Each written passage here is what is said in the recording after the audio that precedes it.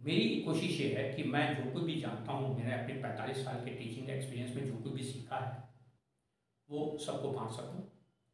और जब इस दुनिया से जाऊँ उसके पहले जितनी इन्फॉर्मेशन है वो आप लोगों के साथ शेयर कर सकूँ।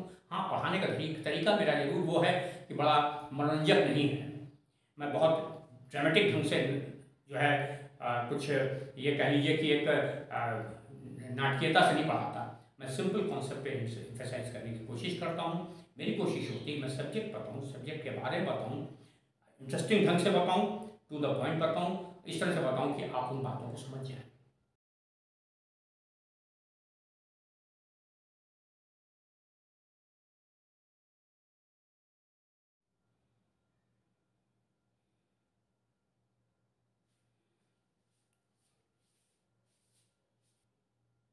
आज हम लोग बात करेंगे भूख के बारे में। भूख यानी क्षुधा, जिसे हंगर कहते हैं। समस्त जीवधारी जो इस पृथ्वी पर मौजूद हैं, उन सबको भोजन की आवश्यकता पड़ती है। और ये भोजन वो निश्चित समय अंतराल में लेते रहते हैं। जिस समय शरीर में पोषक तत्वों की कमी हो जाती है या ऊर्जा की कमी हो जाती है, उस समय हमें एक विशेष प्रकार की अनुभूति होती है, जिसे हम भूख कहते हैं या हंगर कहते हैं। Today will discuss the biological process of the hunger. Every living organism on this earth needs food, and that food is being supplemented by oral intake or by any other method, whatsoever the type of the animal is. And whenever the level of the sugar goes down or the energy deficiency is generated in the body, a special type of feeling is generated, and that is called as hunger. And this hunger is being operated or regulated or coordinated by different components of the body, especially the brain and the alimentary canal. ये जो भूख होती है, ये इसकी भूख की जो उद्दीपन होता है, जो भूख की अनुभूति होती है, इसका जो सामंजस्य होता है, जो इसका निर्धारण होता है, वो मस्तिष्क और आहार नाल के कारण होता है। तो पहले हम लोग देखेंगे कि एक्चुअली भूख जो है वो ब्रेन के किस पार्ट से कंट्रोल होती है। हमारे ब्रेन में पार्ट होता है जिसे हम लोग कहते हैं हाइपोथैलेमस, जो कि ब्रेन का वेंट्रल साइड होता है, निचला हिस्सा होता है। और बॉडी के ज़्यादातर जो मेटाबॉलिक इक्विलिब्रियम्स हैं, स्टैंडर्डाइजेशंस जो हैं, वो यहीं से मेंटेन होते हैं। हमें पानी कितना पीना है, हमें खाना कितना खाना है, हमारी बॉडी में प्रोटीन कितनी रहनी है, हमारी बॉडी में टेम्परेचर कितना रहना है, ये सब हाइपोथैलेमस तय करता है। ये हाइपोथैलेमस का जो हिस्सा होता है, इसमें एक हिस्सा होता है जिसे हम आर्कुएट सेंटर कहते हैं, और ये आर्कुएट सेंटर जो होता है ये ब्रेन के वेंट्रल साइड पर मौजूद है।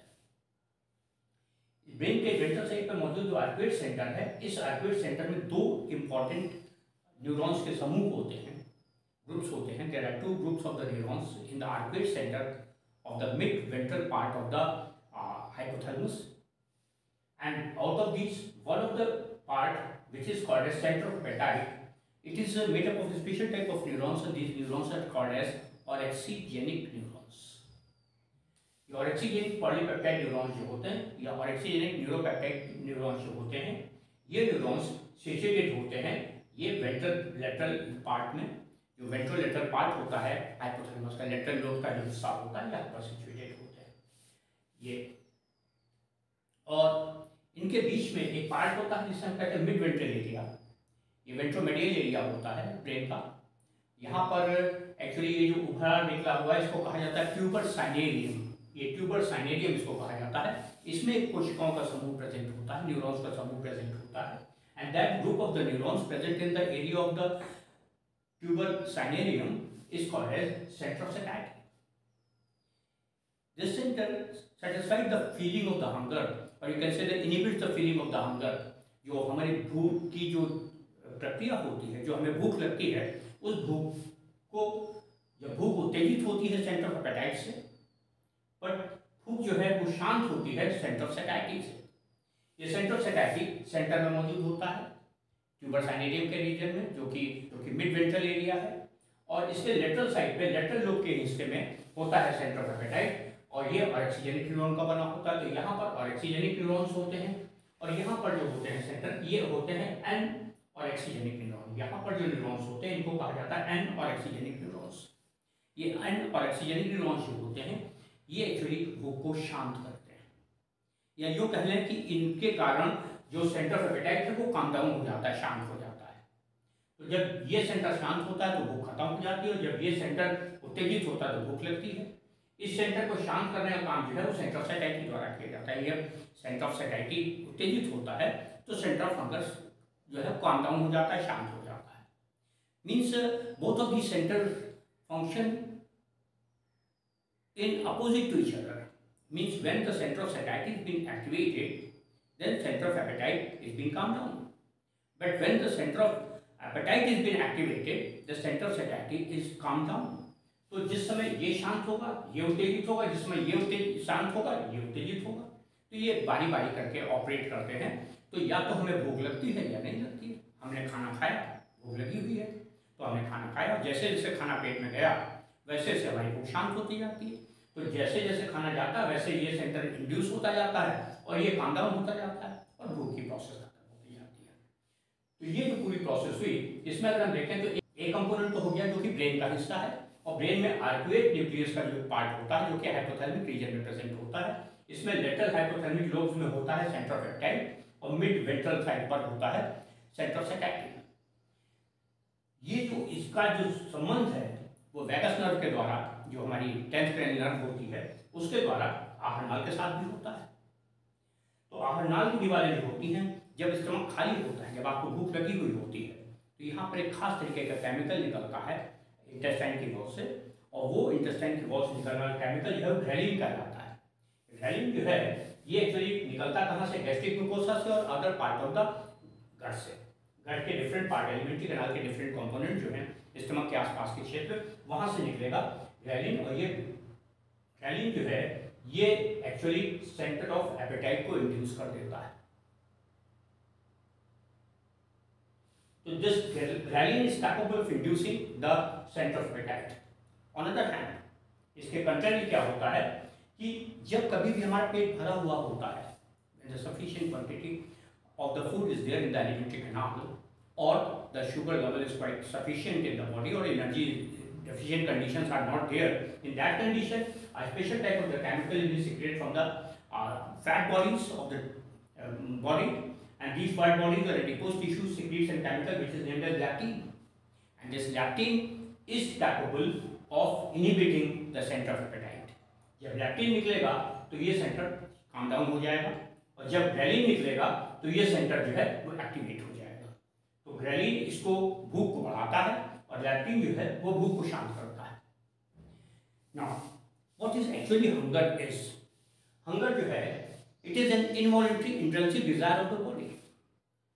भूख जो होती है ये एक आंतरिक इच्छा है, अनैच्छिक इच्छा है। आप अपनी मर्जी से आपकी भूख नहीं लगती है, वो जो मर्जी से भूख लगती है उसकी बात में हम लोग बाद में बात करेंगे। अभी सामान्य रूप में क्या होता है, जब आपका पेट खाली होता है, जब आपके ब्लड शुगर लेवल कम हो जाते हैं, जब आपका बॉडी टेम्परेचर डाउन होता है, उस कंडीशन में आपको एक फीलिंग स्पेशल टाइप की होती है जिसे हम कहते हैं हंगर पैंग्स। ये हंगर पैंग्स इंड्यूस कहाँ से होती हैं, ये होती है सेंटर ऑफ एपेटाइट के एक्टिवेट होने की वजह से, और ये स्टमक की वॉल में एक खास तरीके की मरोड़ होती है जिसको आप कहते हैं पेट में चूहे कूद रहे हैं, मरोड़ हो रही भूख की वजह से। तो वो जो सिम्टम्स होते हैं वो जनरेट होते हैं, इनको हंगर पैंग्स कहा जाता है। इसमें पेट में क्रैम्प्स होंगे स्पेशल टाइप के जो कि हंगर पैंग्स होते हैं। इसके अलावा नौजिया की फीलिंग हो सकती है, वीकनेस की फीलिंग हो सकती है, हेडेक हो सकता है अगर आप हंगर की कंडीशन में हैं। तो ये सारे सिम्टम्स जो होते हैं ये हंगर से रिलेटेड होते हैं, और ये जब सिम्टम्स जनरेट होते हैं तो आपको भूख की फीलिंग होती है। तो ये आपकी इच्छा से नहीं है, ये शरीर की आवश्यकता से है। और जब शरीर की आवश्यकता है, ऐसी स्थिति में क्या होता है, जब आपकी शरीर को भोजन की आवश्यकता है तो ऐसी स्थिति में आपका जो ये कनेक्शन क्रिया है और ये आंतरिक क्रिया है, तो इसलिए हम लोग कहते हैं कि तो hunger is an involuntary intrinsic desire to take the food. जब कभी भूख लगती है तो वो हमारी आंतरिक इच्छा होती है, अनैच्छिक इच्छा होती है, और वो इच्छा जो होती है जिसके कारण हमको भूख लगती है, इसका निर्धारण कहाँ से होता है, कंट्रोल कहाँ से होता है, ये भी हम लोग बात कर चुके हैं। Control by the centre of the hypothalamus, centre present in the hypothalamus and that is called appetite centre. तो हमारे ब्रेन में न्यूरॉन्स का एक समूह होता है जिसे हम आर्कुएट सेंटर कहते हैं, जो कि हाइपोथैलेमिक रीजन में है, और वेंट्रल रीजन में है, इसमें से जो एपेटाइट सेंटर है उसके कारण फीलिंग ऑफ हंगर इंड्यूस हुई है। सेंटर ऑफ एपेटाइट बना हुआ होता ऑक्सीजन न्यूरॉन से, और ऑक्सीजन न्यूरॉन सिचुएटेड कहाँ है, ये वेंट्रल साइड पे हाइपोथैलेमस के पोर्शन में मौजूद है, जिसकी वजह से भूख की फीलिंग हुई। अब क्या हुआ, जब भूख शांत होनी है तो उस समय जो दूसरा सेंटर होता है जो कि एक्चुअली मिड वेंट्रल साइड पर प्रेजेंट होता है ब्रेन के, और मिड वेंट्रल एरिया में एक कोशिकाओं का समूह होता है जिसे हम कहते हैं anorexigenic neurons, and these anorexigenic neurons are responsible for inducing the centre of satisfaction and they calm down, they inhibit the centre of hunger. तो इसकी वजह से क्या होता है कि जो सेंटर ऑफ सैटिस्फैक्शन होता है ये सेंटर ऑफ हंगर को इनहिबिट कर देता है। तो जब ये इनहिबिट होगा तो आपकी भूख शांत हो जाएगी, जब ये इंड्यूस होगा तो ये हिस्सा शांत रहेगा। तो जिस समय या तो आपको भूख लगेगी या भूख नहीं लगेगी।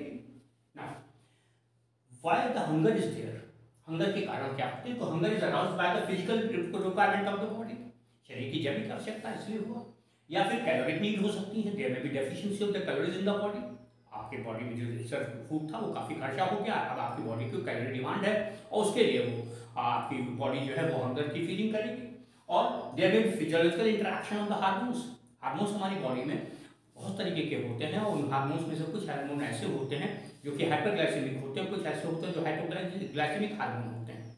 कुछ हार्मोन हाइपोग्लाइसेमिक होते हैं, कुछ हार्मोन हाइपरग्लाइसेमिक होते हैं। तो जो हाइपरग्लाइसेमिक हार्मोन होते हैं उनकी वजह से क्या होगा, भूख शांत हो जाएगी, अभी हम लोग आगे बात करेंगे। और जो हाइपोग्लाइसेमिक हार्मोन होते हैं इनकी वजह से भूख उत्तेजित होती है, इनके कारण भूख लगती है। तो होगा क्या कि इंटरेक्शन ऑफ द हार्मोन्स हो, या हार्मोन लाइक सब्सटेंसेस हो, या सर्टेन केमिकल्स या मेडिसिन हो सकती हैं बहुत सारी जो भूख को उत्तेजित करें। तो हंगर इंड्यूस किससे होगी, ये बॉडी की आवश्यकता से, फिजिकल रिक्वायरमेंट हो सकती है, कैलोरिक रिक्वायरमेंट हो सकती है, हार्मोनल इंटरेक्शन हो सकता है, या फिर ग्लूकोज लाइक सब्सटेंसेस हो सकते हैं जिनकी डेफिशिएंसी हो गई है, यानी हाइपोग्लाइसीमिया की कंडीशन जनरेट हो गई हो।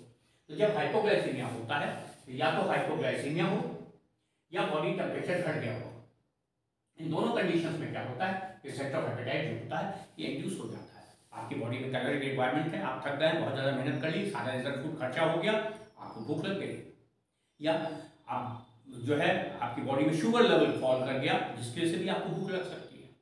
And there may be one more cause, that is the fall in temperature of the body. शरीर में तापक्रम कम होने पर भूख लगती है, यानी कि जब आप बहुत तेज धूप से निकल के आइए, कहीं से गर्मी से आ रहे हो और घर पहुँचे और घर में मम्मी पापा ने पूछा भाई खाना खाना है, घर वालों ने पूछा खाना खाना है, उस स्थिति में आपने मना कर दिया कि नहीं अभी नहीं, भूख नहीं लगी हुई है। थोड़ी देर बाद आप बैठे, आपकी बॉडी कूल डाउन हुई, शरीर ठंडा हुआ, जब शरीर ठंडा हुआ तो उसके बाद क्या हुआ, ब्रेन भी ठंडा हुआ, जब ब्रेन ठंडा हुआ तो हाइपोथैलेमिक सेंटर में यहाँ पर सेंटर ऑफ एपेटाइट इंड्यूस हो गया, इसलिए से आपको फीलिंग ऑफ हंगर जनरेट हो गई। जब फीलिंग ऑफ हंगर जनरेट हुई तो आपने खाने की डिमांड करी। तो दैट्स व्हाई यहाँ पर हाइपोग्लाइसीमिया हो, शुगर लेवल कम हो, या फिर लो बॉडी टेम्परेचर हो, या बॉडी की फिजिकल या फिजियोलॉजिकल रिक्वायरमेंट हो, उस कंडीशन में आपको भूख लगती है। तो ये इंड्यूस किससे होती है, जो हंगर हमारी है वो इंड्यूस होती है लो कैलोरिक वैल्यू, हार्मोनल इंटरेक्शन, लो बॉडी टेम्परेचर, हाइपोग्लाइसीमिया, ये फैक्टर ऐसे होते हैं जो शुगर भूख को इंड्यूस कर देते हैं। नाउ एक चीज अभी थोड़ी देर पहले बात आई थी कि हमने कहा था कि भूख लगना जो होती है अनैच्छिक क्रिया होती है, पर आप कहेंगे नहीं साहब ऐसा तो नहीं होता है, कभी कभी हम कोई चीज़ देखते हैं और बस खा लेते हैं, भूख अच्छा लगता है खा लेते हैं, वो हंगर नहीं होती, that is appetite. Appetite is something different from the hunger. Hunger is an involuntary reaction and it is intrinsic reaction. Hunger जो होती है आंतरिक इच्छा होती है, अनैच्छिक क्रिया होती है, परंतु उसके कंट्री जो एपेटाइट होती है ये साइकोलॉजिकल होती है, कंडीशन रिफ्लेक्स होता है। आपने पढ़ा होगा कि पैवलोव जो थे वो कुत्तों को घंटी बजा के खाना दिया करते थे, और जब घंटी, कई बार ऐसा हुआ उन्होंने कि जब कुत्ते ट्रेंड हो गए, घंटी की आवाज़ सुनकर खाना खाने के लिए आने लग गए, उसके बाद उन्होंने घंटी तो बजा दी पर कुत्ते को खाना नहीं दिया, तो उनके कुत्तों के मुंह से लार बहने लग गई, उनके गैस्ट्रिक एसिड सेक्रेशंस होने लग गए। तो ये जो एक्सपेरिमेंट हुआ था इसमें क्या था, कंडीशन रिफ्लेक्शन, ट्रेनिंग की बात थी, ट्रेनिंग लर्निंग के बाद वो आदत डेवलप हो गई थी कि भूख की इच्छा जनरेट हो